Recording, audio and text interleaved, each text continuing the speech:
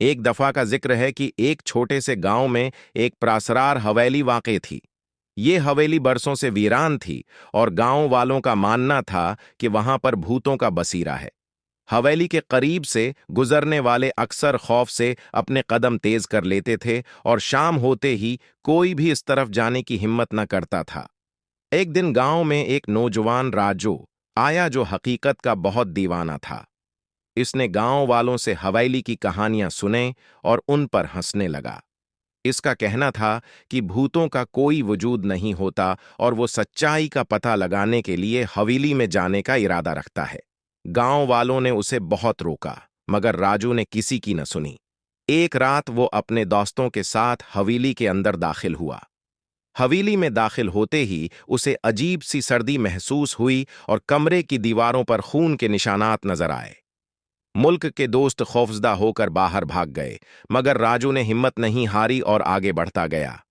अचानक उसे किसी के चलने की आवाज सुनाई दी, मगर जब वो मड़कर देखता तो कोई न होता। दिल की धड़कन तेज होने लगी, मगर वो हौसला नहीं हारा। फिर एक कमरे में दाखिल होते ही दरवाजा जोर से बंद हो गया।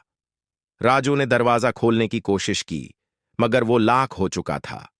अचानक उसे कमरे के कोने में एक औरत का साया नजर आया, जिसके बाल बिखरे हुए थे और आंखों में शदीद गुस्सा था, और जिस्म पर कोई कपड़े नहीं थे। वो औरत राजू की तरफ बढ़ने लगी और राजू के मुन्ना से चीख निकल गई। उसने जान बचाने के लिए दरवाजा जोर जोर से पीटना शुरू किया, मगर कोई फायदा न हुआ। औरत की आवाज में कुछ सरगोशियां सुनाई देने लगें। ये हवेली मेरी है, यहां से चले जाओ, वरना तुम्हें उसकी कीमत चुकानी पड़ेगी। राजू को लगा कि अब वो नहीं बचेगा, मगर अचानक दरवाजा खुल गया और राजू बाहर निकल आया। वो भागता हुआ हवेली से बाहर निकला और अपने दोस्तों के पास पहुंचा, जो उसका बाहर इंतजार कर रहे थे। राजू के चेहरे पर खौफ की परछाएं थीं और वो कांप रहा था। इस वाकये के बाद राजू ने हवेली के बारे में कोई बात न की और गांव छोड़कर चला गया। गांव वालों का मानना है कि वो हवेली आज भी वैसी ही है और वहां जाने वाले को अब भी वही औरत बेलिबास नजर आती है। कुछ लोग कहते हैं कि राजू को बाद में शदीद बुखार हो गया और वो कभी ठीक नहीं हो सका। इसकी हालत दिन बदन खराब होती गई, यहां तक कि वो बोलने की सलाहियत भी खो बैठा।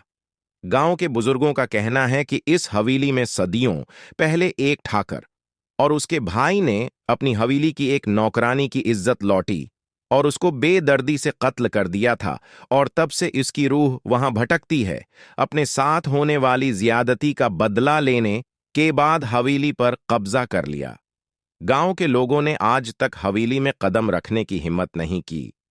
रात के वक्त वहां से गुजरने वाला हर शख्स दुआ करता है कि वो महफूज रहे, क्योंकि हवेली आज भी प्रासरार और खौफनाक है। आपको वीडियो अच्छी लगी हो तो लाइक और सब्सक्राइब कर दें और ऐसी मजीद वीडियो देखने के लिए बेल आइकन को दबा दें। थैंक्स।